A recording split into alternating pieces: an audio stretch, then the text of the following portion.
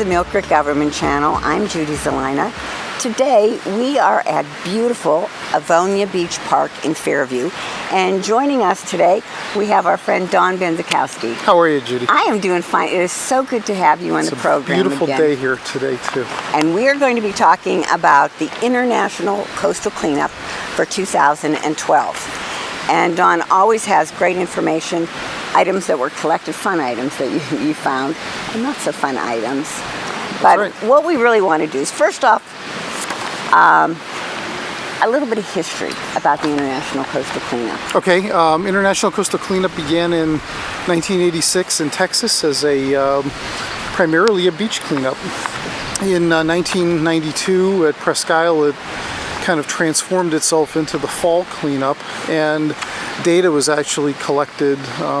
We had volunteers that came out to clean different parts of Presque Isle, and those volunteers kind of wrote things down, the different types and numbers of trash that was collected. And since 2003, we've kind of gone beyond the boundaries of Presque Isle, and last year we had 15 different locations along the shoreline and in some of the watersheds.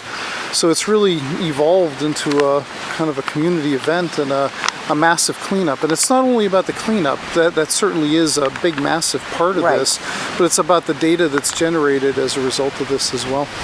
I think what surprised me when Dawn and I were talking, when I first started doing the shows with Dawn, when I thought of the International Coastal Cleanup, for some reason I, of course, just thought of Presque Isle. But you said you've got 15 different sites in Erie County.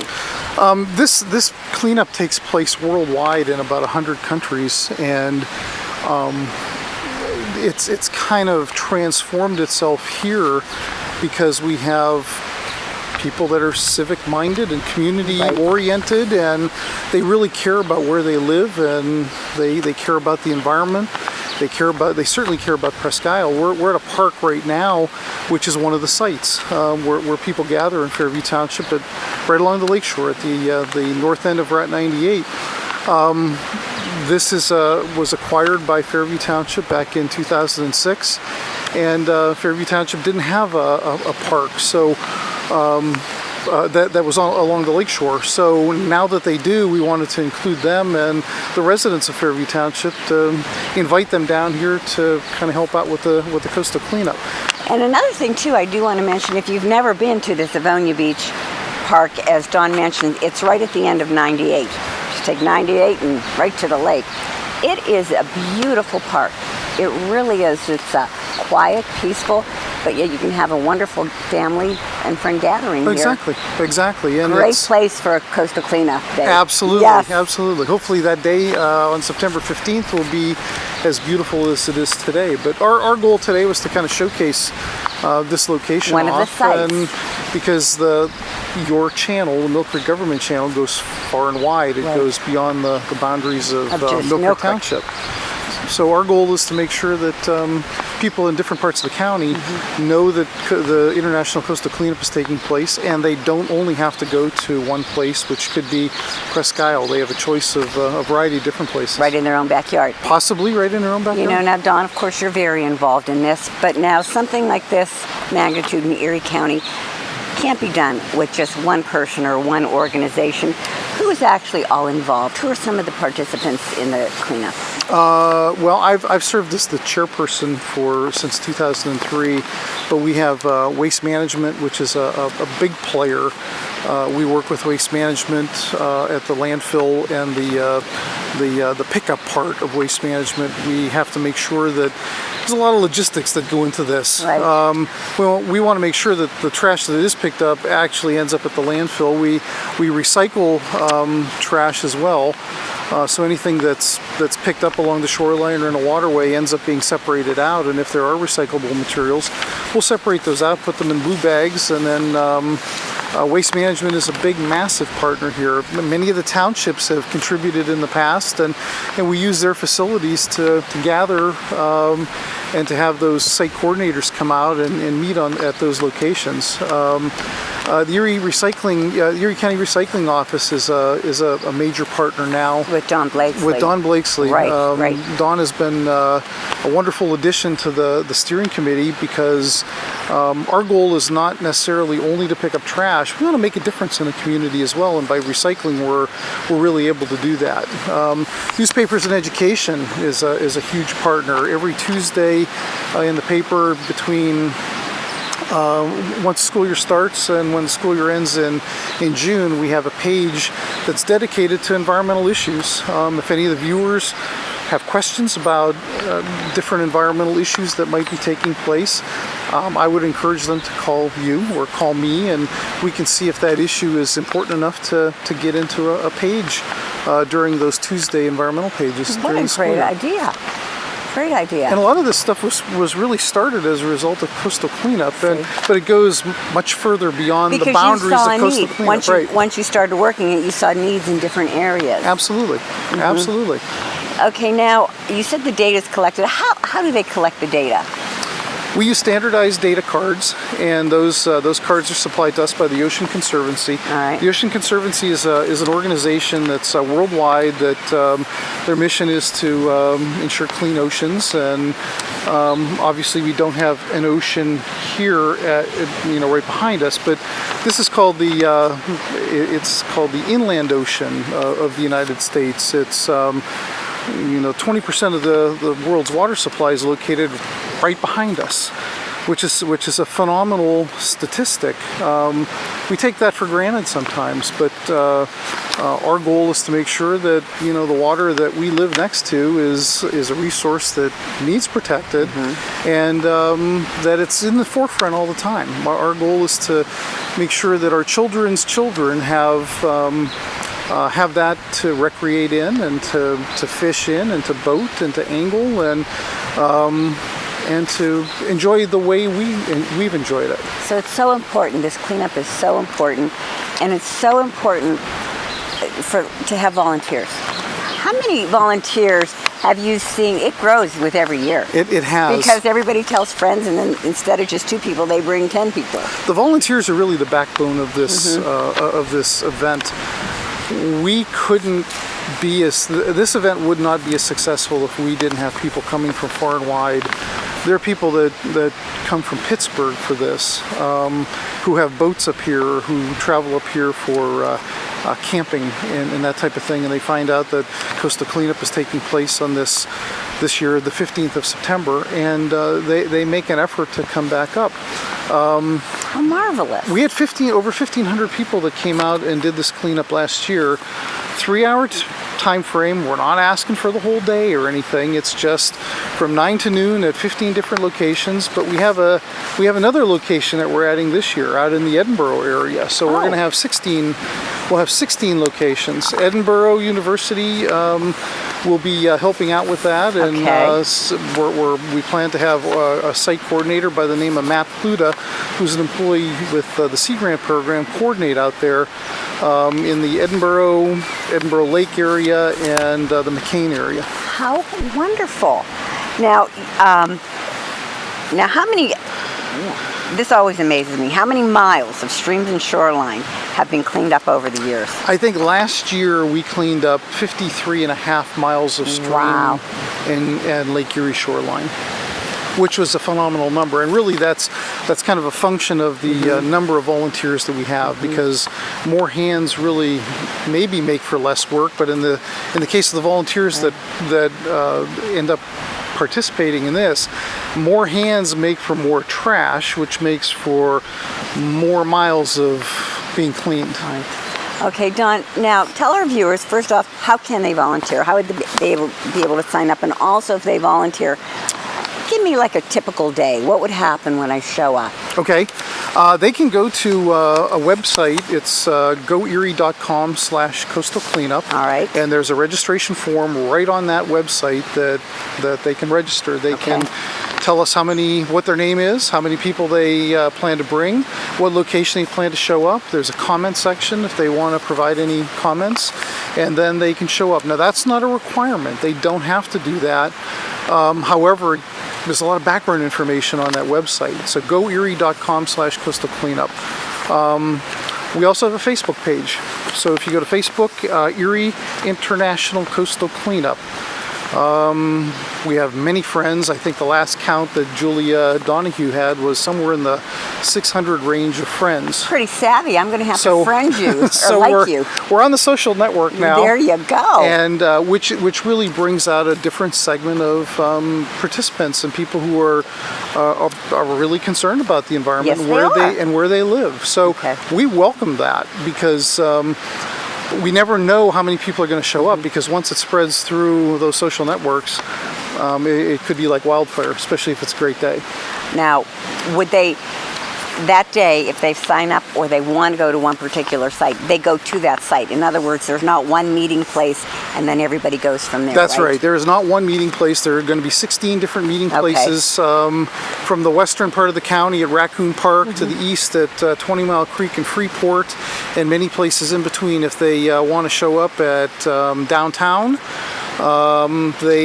they'll be working with the Gannon kids. If they want to show up at Cascade Creek, right across from the Country Fair on 8th and Bayfront, they can show up right there. Millcreek, the actual Millcreek, they have a cleanup up at the Bell Valley Presbyterian Church. Okay. Right on Norcross Road, just east of Route 8.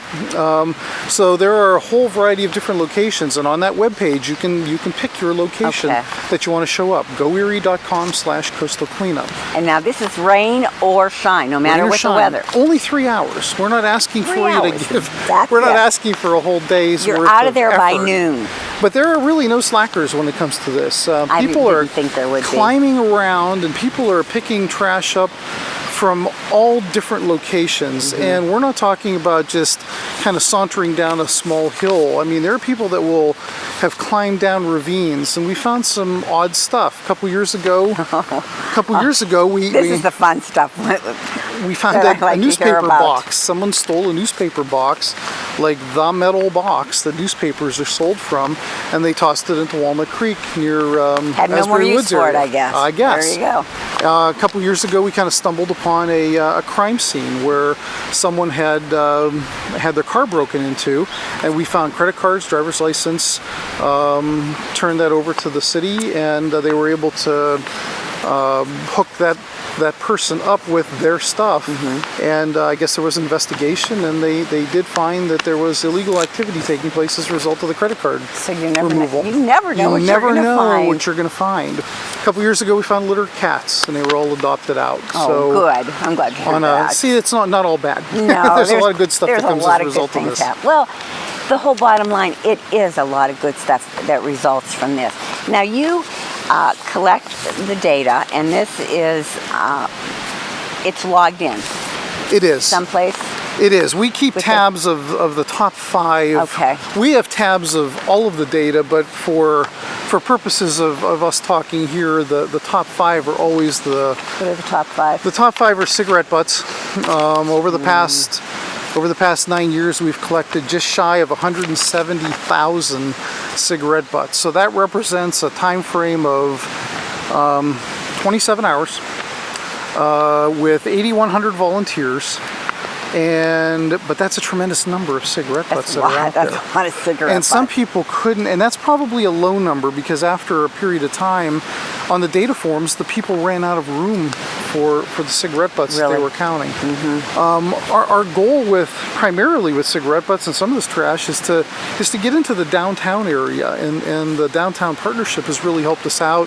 Gannon University sends a tremendous number of kids over. They kind of coordinate coastal cleanup with their Give Day, and what they end up doing is they pretty much literally sweep the downtown, trying to remove the trash from the sides of the streets prior to it going into Presque Bay. So there you go. There's prevention. That's another thing that we try and work with within this cleanup. You see items, the top 5 items, and try and educate people to dispose of these things correctly. Right, that's exactly right. Cigarette butts, food wrappers, beverage containers, beverage caps, lids and straws, and plastic bags are the top 5. Just shy of 170,000 cigarette butts were picked up in the past 9 cleanups. Food wrappers, and containers 47,000. Beverage containers 41,680. There's really not a reason for us to be collecting beverage containers. They're able to be recycled Right. at your residence or at your place of work or at stores or schools. They should be recycled. There's really any kind of plastic bottles, any kind of aluminum cans. They're paying for you to, I mean, if you collect enough aluminum cans to take them to a scrapyard, they pay you for those. So, but we still find aluminum cans out along the shoreline all the time too. Beverage caps, lids, straws, almost 37,000 of those. And then the recyclable plastic bags, almost 20,000 of those that we've picked up. Wow. Balloons, we pick up these Mylar balloons constantly. People think that just sending a balloon up in the air with a string or a piece of cord or something is a fun thing. Well, it is kind of a fun thing, but somebody has to pick it up eventually. It ends up someplace, doesn't it? I've seen a tremendous number of them on the lake this year, out in the water, and eventually they wash up on the shore, but they're also a hazard to wildlife as well, because wildlife gets stuck in the cords. You'll have turtles and birds that end up getting stuck in those, Never thought about those pieces that. of ribbon. Yes. Yeah. Same with plastic bags, too. Plastic bags the same way, and especially fishing line. The people, Presque Isle State Park has a program where, depending upon where you're fishing, you can recycle the fishing line. That once you're done with it, if you have a tangle, you cut it off. Instead of dropping it on the ground or into a garbage can, there are containers that are specially marked for recycling fishing line. And I'm very pleased, too, that the last couple years you have been separating the trash from the recyclables. We have been. We've been working extensively with Dawn Blakesley from the recycling office. He's the county recycling coordinator. And our goal is to not only separate that out, but Erie County gets a benefit from that, because the more we recycle, the more funding comes back to us. Yes.